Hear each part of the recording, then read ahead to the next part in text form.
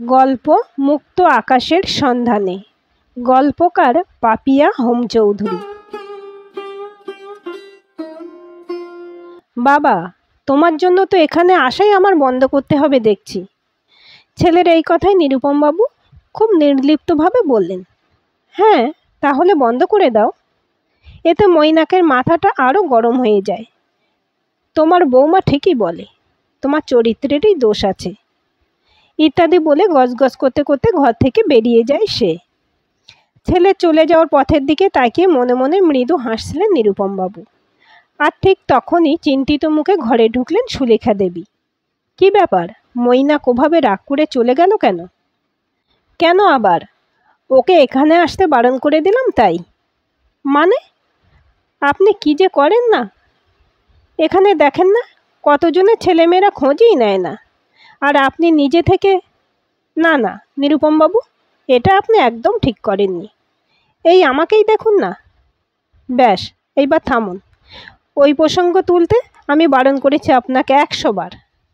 না, আমাকে আজ বলতে দিন। সেদিন যদি খবরের কাগজে আমার খবরটা দেখে এরা আমায় এই বৃদ্ধাবাসে তুলে না আনতো, আমি কোথায় যেতাম? এই তো সব সন্তান। সেখানে মৈনাক তো অনেক ভালো, প্রতি মাসে আসে। হ্যাঁ, তা বটে, তবে বইয়ের কথায় বাবাকে চরিত্রহীন বলতেও ছাড়ে না।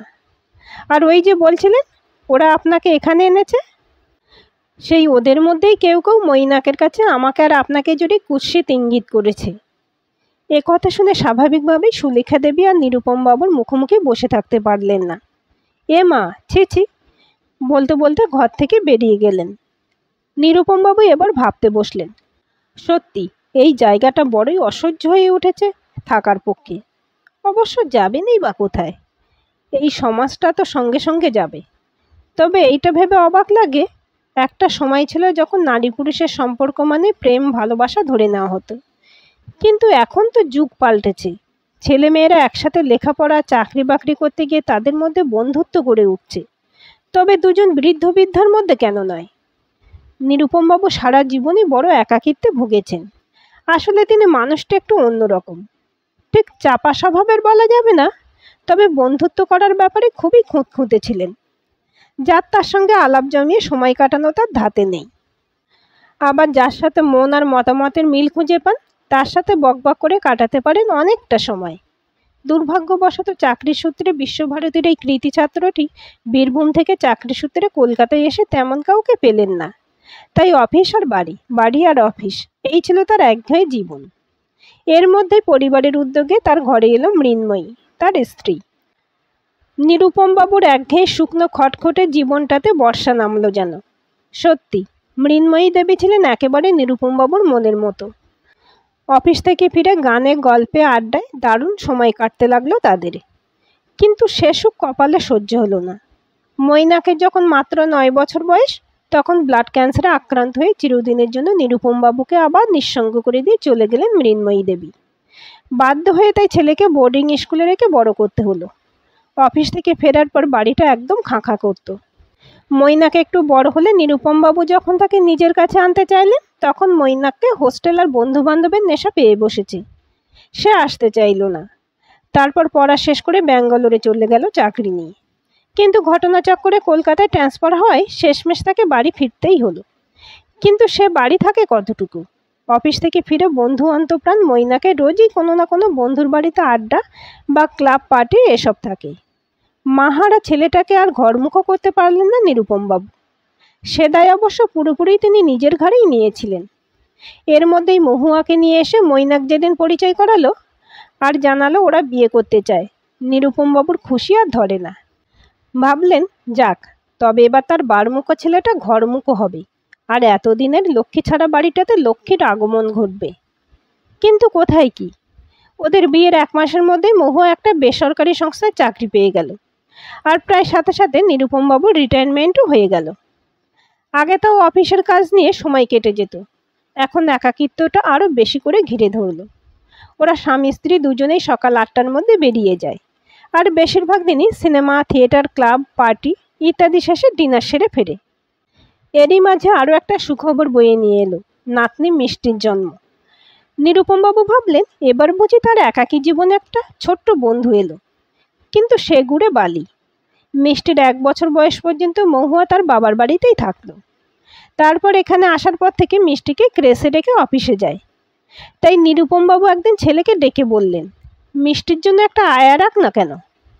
আজকাল তো আয়া সেন্টারে যোগাযোগ করলে আয়া পাওয়া যায়। তাহলে ঘরের মেয়েটা ঘরেই থাকতে পারে আর কি। বাবার কথা শুনে মৈনাক বলেছিল, মাথা খারাপ হয়ে গেছে তোমার? খবরের কাগজে দেখো না এইসব আয়াগুলো কেমন হয়। কেউ চুরি করে ফাঁক করে দিয়ে পালায়, কেউ বাচ্চাকে ঘুমের ওষুধ খাইয়ে ঘুম পাড়িয়ে রাখে, তো কেউ আবার বাচ্চার খাবার নিজেই খেয়ে বসে থাকে। তার চেয়ে ক্রেসে আরও 5টা বাচ্চা আছে, ওদের দায়িত্ববোধও অনেক বেশি। এ কথা শুনে নিরুপমবাবু সামান্য হেসে বলেছিলেন, এসব নিয়ে ভাবছিস কেন? আমি তো আছি তদারকি করার জন্য। মৈনাক তখনকার মতো আচ্ছা দেখছি বলে সেখান থেকে চলে গিয়েছিল। কিন্তু ওই দেখছি বলাটাই সার। ছেলে বা বৌমা কারোর আচরণ দেখে মনে হচ্ছিল না তারা নিরুপমবাবুর প্রস্তাবটা নিয়ে ভাবছে। এদিকে ঠিক সেই সময় কাকতালীয়ভাবে নিরুপমবাবুর বীরভূমের দেশের বাড়ি থেকে খবর এলো তার এক খুড়তুতো ভাই অ্যাক্সিডেন্টে মারা যাওয়ায় তার নিঃসন্তান স্ত্রী বড়ই বিপদে পড়েছেন। ওর কাছে চেয়ে চিনতে কোনো মতে দিন কাটছে তার। কিন্তু অসহায় বিধবাটির প্রতি দয়া পরবশ হয়ে কিছুটা নিজের সাথে তাকে দায়িত্বে নিয়ে তার কলকাতার বাড়িতে নিয়ে এলেন নিরুপমবাবু। মৈনাক আর মহুয়াকে ডেকে পরিচয় করিয়ে দিয়ে বললেন, তাহলে সমস্যার সমাধান হয়ে গেল। আয়া সেন্টারের আয়া রাখতে হলো না, নিজেদের লোকই এখন মিষ্টির দেখাশোনা করতে পারবে। যাক, কাল থেকে তাহলে আর মিষ্টিকে ক্রেসে রেখে যেতে হবে না। কিন্তু নিরুপমবাবু যত সহজে কথাগুলো বলেছিলেন, মহুয়া মৈনাক কথাগুলো তত সহজভাবে নেয়নি। মহুয়া তো ওই মহিলার সামনেই বলে ফেলল, আপনি আমাদের না জানিয়ে হঠাৎ একজন উটকো লোককে বাড়িতে নিয়ে ঢোকালেন। নিরুপমবাবু পরিস্থিতি সামাল দেওয়ার জন্য বলার চেষ্টা করলেন, ও উটকো হতে যাবে কেন? ও তো। নিরুপমবাবুকে মাঝপথে থামিয়ে দিয়ে মৈনাক বলেছিল, শোনো বাবা, তোমার বাড়ি, তুমি যাকে খুশি আনতে পারো, কিন্তু আমাদের সন্তানকে তো আমরা যাত্রার কাছে রাখতে পারি না। ক্রেসের একটা সরকারি অথরাইজেশন রয়েছে। তাছাড়া ওখানে সব ট্রেন্ড লোকেরা আছে যারা জানে সায়েন্টিফিক ওয়েতে কীভাবে বাচ্চার মেন্টাল আর ফিজিক্যাল ডেভেলপমেন্ট ঘটাতে হয়। ওনার কি যোগ্যতা আছে? আর গ্যারান্টি বাকি যে উনিও চুরি। এবার মৈনাককে মাঝপথে থামিয়ে নিরুপমবাবু বলেছিলেন, ছি ছি, থাম দয়া করে। সত্যি আমারই লজ্জা এটা। তোকে ছোট থেকে নিজের কাছে রেখে মানুষ করতে পারলাম না। সারা জীবন খুব তো মানুষজনের সাথে মিশলি, খুব নাকি সামাজিক তুই। আর বাড়িতে একটা মানুষ আসলে তার সাথে কি ব্যবহার করতে হয় তাই শিখলি না। যা হোক, এ ব্যাপারে আর কথা বাড়াবো না। যতই আমার বাড়ি হোক, এই অপমান নিয়ে ওকে এ বাড়িতে থাকতে বলবো না। এবার ভ্রাতৃবধূটির দিকে তাকিয়ে করজোরে ক্ষমা চেয়ে বললেন, আমার লজ্জা লুকানোর জায়গা নেই। কালই আমি তোমায় লাভপুরে রেখে আসবো। তবে মাসে মাসে তোমায় কিছু টাকা পাঠাবো, ওটা নিতে অস্বীকার করো না কিন্তু। এ কথা শোনার পর নিরুপমবাবুর গ্রাম্য ভ্রাতৃবধূটির চোখ যখন জলে ভরে উঠেছে, মহুয়া তখন নাটক বলে সেখান থেকে চলে গেল। বলা বাহুল্য, নিরুপমবাবুর পুত্রটি বউয়ের পদাঙ্ক অনুসরণ করল। এরপর ভ্রাতৃবধূটিকে লাভপুরে রেখে এসে আরও দিন সাথে এক দম বন্ধ করা পরিস্থিতির মধ্যে নিরুপমবাবু ছেলে বৌমার সাথে এক ছাদের তলায় ছিলেন। কিন্তু যেদিন ছেলের ঘরের পাশ দিয়ে যেতে গিয়ে শুনলেন মহুয়া বলছে, তোমার বাবার মনে হয় ওই মহিলার সাথে কোনো অবৈধ সম্পর্ক আছে, না হলে হঠাৎ কোথা থেকে একজনকে নিয়ে এসে বাড়িতে ঢোকাতে চাইছিল। সেদিন অবশ্য মৈনাক তার স্ত্রীর কথার প্রতিবাদ করে বলেছিল, একদম নয়, এমন কথা আর কোনো দিন বলবে না। আমার মা যখন মারা যায় তখন বাবার 37 বছর বয়স। তেমন স্বভাব থাকলে আমার প্রতি কর্তব্যে গাফিলতি করে তখনই করতে পারত। মহুয়াকে অবশ্য থামানো যায়নি তাতেও। সে তার স্বভাবসিদ্ধ ভঙ্গিতে বলে উঠেছিল, তুমি তো থাকতে হোস্টেলে, তুমি কত দেখতে এসেছিলে উনি কি করছে না করছে। নিরুপমবাবুর আর কিছু শোনার মতো রুচি হয়নি। এরপর মহুয়ার সাথে এক ছাদের তলায় থাকার কোনো প্রশ্নই নেই। অথচ যে ছেলেকে ভাগ্যের ফেরে ছোট থেকে বেশিরভাগটাই বাড়ির বাইরে কাটাতে হয়েছে, বাবা হয়ে তাকে আর নতুন করে ঘরছাড়া করেন কি করে। তাই তো সেদিন রাতেই ইন্টারনেট ঘেঁটে ঠিকানা আর ফোন নাম্বার জোগাড় করে পরের দিন ভোর হতেই স্বেচ্ছা নির্বাসন নিয়ে এই খোলা হাওয়া বৃদ্ধাবাসে চলে এলেন। কিন্তু এখন তো দেখছেন নামেই খোলা হাওয়া, এখানকার হাওয়াটা তার বৌমার মনের চেয়েও দূষিত। নিরুপমবাবু এখানে আসার সপ্তাহখানেকের মধ্যেই এখানে একটি সাংস্কৃতিক অনুষ্ঠান হয়েছিল। সেখানেই সুলেখা দেবীর গান শুনে মন্ত্রমুগ্ধ হয়েছিলেন তিনি। তারপর দুজনের আলাপ। এরপর রবীন্দ্রপ্রেমী নিরুপমবাবুর সাথে একদা দেবব্রত বিশ্বাসের ছাত্রী সুলেখা দেবীর বন্ধুত্ব হতে বেশি সময় লাগলো না। স্বভাবগত কারণেই বৃদ্ধাশ্রমে নিরুপমবাবুর আর কোনো বন্ধু তেমন ছিল না। বিকেলগুলো সুলেখা দেবীর সাথে সাহিত্য সংস্কৃতি নিয়ে আলোচনায় আর নিজেদের ফেলে আসা জীবনের গল্পেই বেশ কাটছিল। সেই সূত্রেই নিরুপমবাবু জানতে পারলেন যে প্রথম যৌবনেই বাবাকে হারিয়ে যে ভাই বোনদের প্রতিষ্ঠিত করার জন্য টেলারিংয়ের কাজ নিয়ে সুলেখা দেবী নিজের শখ, আহ্লাদ, প্রতিভা সব কিছু বিসর্জন দিয়েছিলেন, এমনকি বিয়ে পর্যন্ত করেননি, সেই ভাই বোনেরাই একদিন অসুস্থ সুলেখা দেবীকে সরকারি হাসপাতালের বারান্দায় ফেলে রেখে পালিয়ে যায়।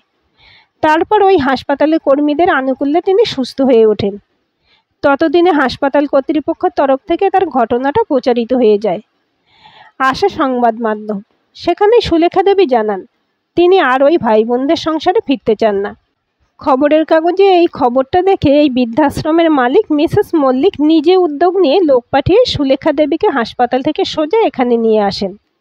সেই থেকে তিনি এখানে, কিন্তু অন্যান্য আবাসিকদের মতো নিজের মাসিক খরচাটা দিতে না পারায় তিনি মরমে মরে থাকেন সারাক্ষণ। একথা জানার পর নিরুপমবাবু বন্ধুত্বের হাতটা বাড়িয়ে সুলেখা দেবীর মাসিক খরচটা দিতে চাইলেন। বন্ধুত্বের দোহাই দেওয়ায় সুলেখা দেবীকে রাজি হতেই হলো। কিন্তু নিরুপমবাবু বুঝতে পারেননি সুলেখা দেবীকে সম্মানের সাথে বাঁচার উপায় করে দিতে গিয়ে তাদের সম্পর্কটাকে এতটা অসম্মানিত হতে হবে। সত্যি নিরুপমবাবুর আর এক মুহূর্তে এই সংকীর্ণ মনস্ক মানুষগুলোর পাশে থাকতে ইচ্ছে করছে না। আর এ কথাটা যাকে এক্ষুনি না বললে নয়, তার সন্ধানে ঘরের বাইরে বেরিয়ে এসে দেখেন তিনি উদাস দৃষ্টিতে বাগানের অমলতাস গাছটার নিচে বসে আছেন। নিরুপমবাবু আস্তে করে গিয়ে তার পাশটাতে বসে বলতে লাগলেন, এ কদর্যতার মধ্যে আর থাকা চলে না।